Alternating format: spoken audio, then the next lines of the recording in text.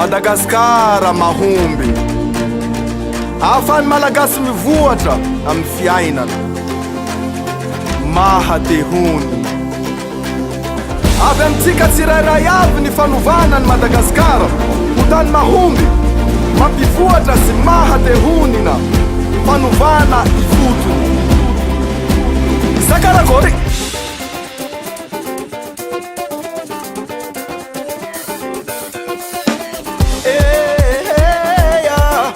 malagasy mivoatra no tanjogno,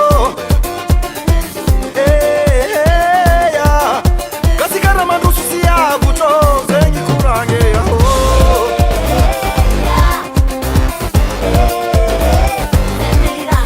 hanakiny lalany fiovagnatsika fisangana mivondrona mitambara vakoabe tonga ny fitoagny kokany malagasy vokatriny tany malagasy mivoatra no tanjogno zany velorano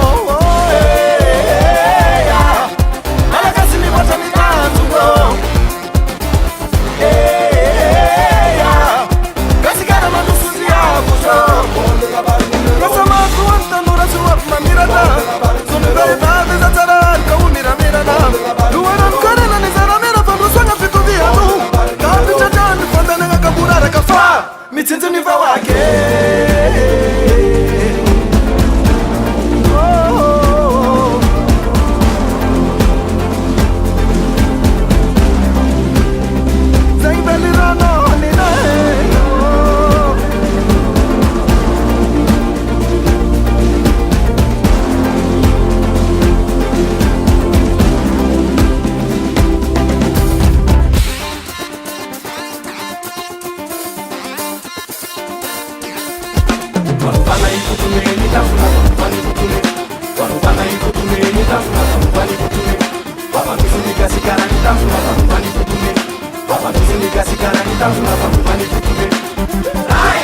Fanjakana mitsitsy mitsinjo ny vahoaka, fanjakana tokisa ny vahoaka, fampivoarana ny maolona zay atasy andraikitra ho an'ny tanora sy ny vehivavy, fampitombona ny famokarana faritra mizaka tena Madagasikara matehonina, Madagasikara misokatra amin'ny teknôlôjia.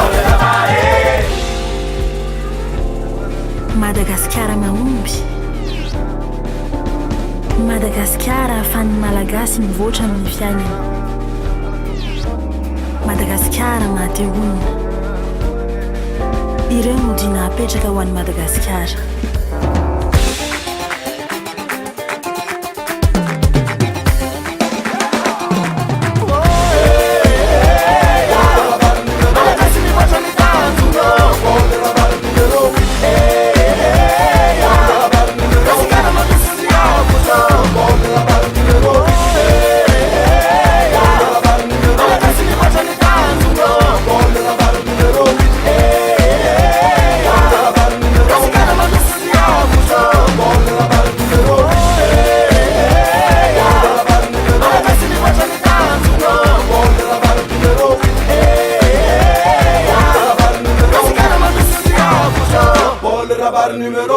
Fanovana ifotony.